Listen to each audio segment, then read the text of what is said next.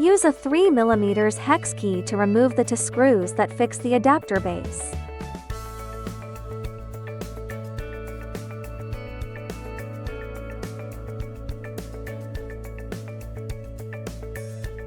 Use a pry piece to pry off the adapter base.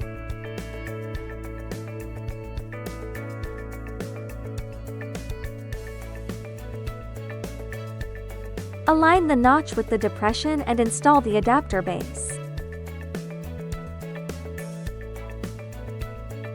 Confirm that it is installed in place.